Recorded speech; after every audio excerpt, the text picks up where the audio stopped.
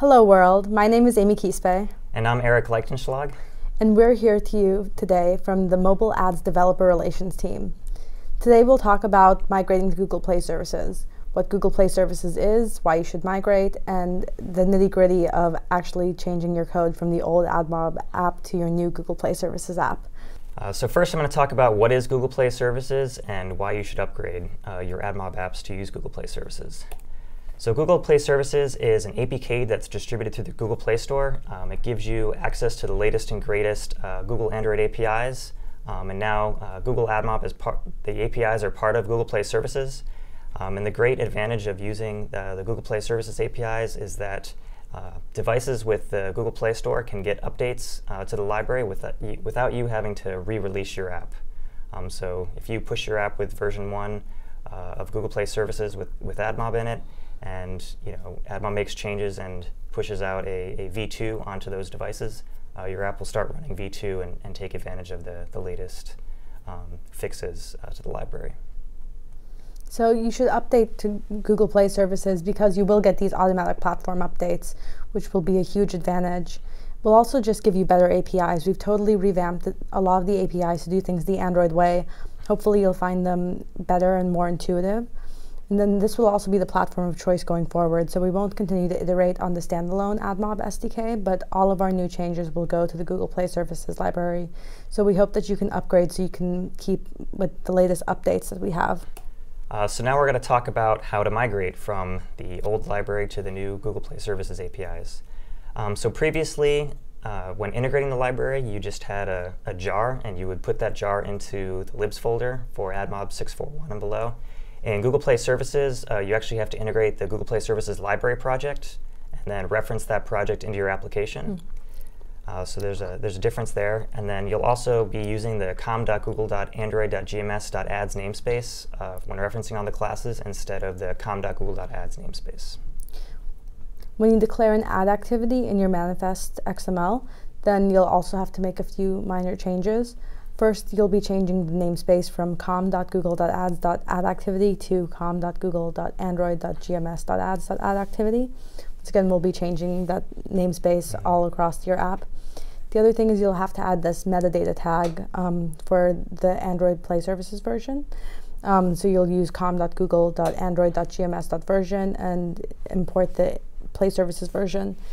Also, it's important to note that all of your permissions and everything else will stay the same, so you don't have to worry about that when updating your app. So now I'm going to talk about creating an ad view. So in AdMob 641, when you created the ad view in the constructor, you'd pass the activity context, the ad size, and your ad unit ID. In Google Play Services, we're doing it the Android way, where a view object only needs to take the activity context.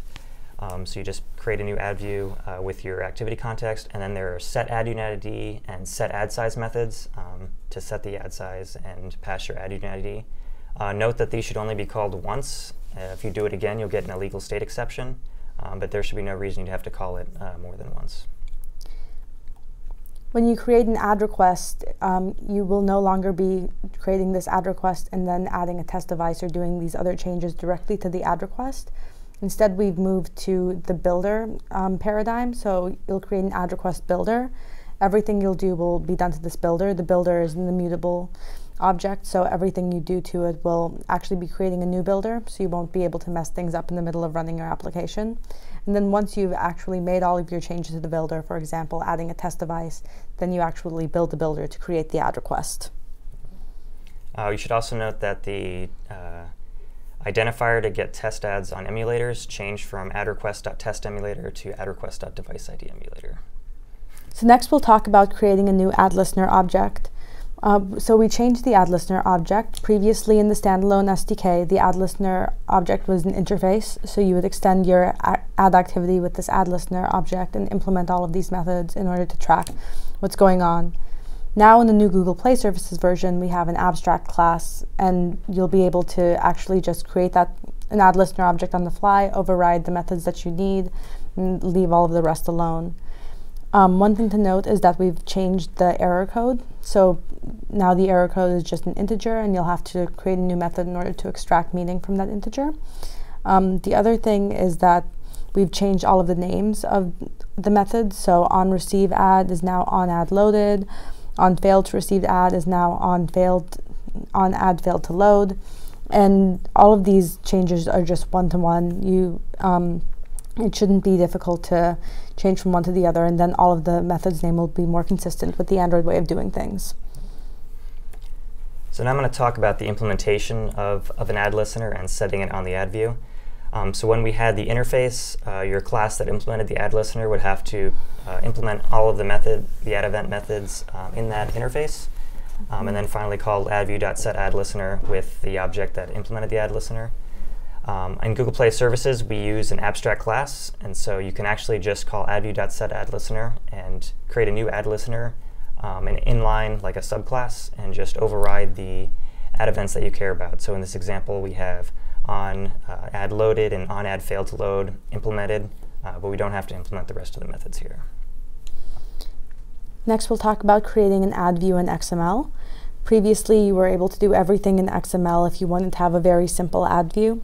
Now we'll have to actually write a little bit of code, but first let's talk about the changes in the XML.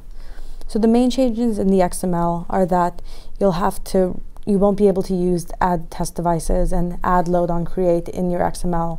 So you'll have to add a test device in the code, and you also won't be able to just load and add on create in the XML. You'll have to remove those attributes. The other thing to notice is that you'll have to change your namespace from apk/lib.com.google.ads to apk/res-auto. That's all going to be auto imported. Eric's going to talk to you about the changes in the code. Yep, so the changes in the code for the XML ad view in Google Play Services is you'll have to grab the ad view from the XML, create a new ad request via the builder pattern, and call load ad with that ad request. As Amy mentioned, in 6.4.1 there was actually no code required if you had used the load ad on create attribute to be true. But also note that if you want to do anything more complicated, like set an ad listener, you'll still need to write some code in both either 6.4.1 or Google Play Services, and that hasn't changed. Now we'll talk about the AdView lifecycle methods. So previously in the standalone SDK, we only had adview.destroy. Now we have adview.destroy, adview.pause, and adview.resume. These methods all allow you to destroy, pause, or resume a web view. So this gives you a little bit more control over what's actually going on in your lifecycle. So now I'm going to talk about passing extras to AdMob. You can do things like set the background color and text of your ad, and that would be done through extras. So in 6.4.1, you would create the new ad request, you would create a new AdMob adapter extras object, and pass the call add extra and pass like key value pairs for like background color and text, for example, and then call set network extras with that object. In Google Play Services, it's done a little bit differently. You have an AdMob extras instead of an AdMob adapter extras, and it accepts a bundle, which you have to create before you create the AdMob extras class. So you create a new bundle, put string on your key value pairs, create the AdMob extras object, and then finally when you're creating the ad request using the builder pattern, you just call add network extras with those extras and build it. So we know we've made a lot of changes to the SDK, so there's been a couple questions. We're going to address 3 of the most frequently asked questions. The first one is, does Google Play Services support existing mediation adapters? The answer is yes. We've made sure that none of your mediation should break, so if you upgrade the Google Play Services today, all of your mediation should work as expected. The mediation adapters will be the same for a long time in the future. If we do iterate on mediation and expect the mediation adapters to update, we still plan on supporting legacy mediation for quite a while in the future. The next question you guys have had is, will Google Play Services APIs work on devices without Google Play Services installed? And it does. The only difference is that you won't get to take advantage of the auto updates. So if you push your app onto a Kindle that's using the Ads APIs in Google Play Services, that app won't get any updates if Google Play pushes like a new version of the AdMob APIs in the Google Play Services library. But for devices that do have Google Play Services installed, it will automatically get those updates and be running against the latest version of our library. The last question is if Google Play Services is compatible with the old standalone AdMob SDK. The answer is no, unfortunately. This was a side effect of trying to keep mediation compatible with the new SDK. However, you should expect DFP and search ads for apps and everything else now in the new Google Play Services SDK, so you shouldn't lose any of that functionality and should be able to upgrade everything to Google Play Services. The other thing is, if you are working with a library that's dependent on the old SDK, then we hope that you can urge those library developers to upgrade to the new Google Play Services, since that's where we'll be pushing all updates from now on. So we've given you a lot of information, and it might take some time for it to sink in. Here are some more resources that you can use if you have more questions. So first, you should check out the Google Play Services setup, because that explains how to get Google Play Services library into your app so you can reference it. And then if you want to reference anything else that we talked about today, you can check out the Google Play Services Migration Guide. It has a lot of the same information.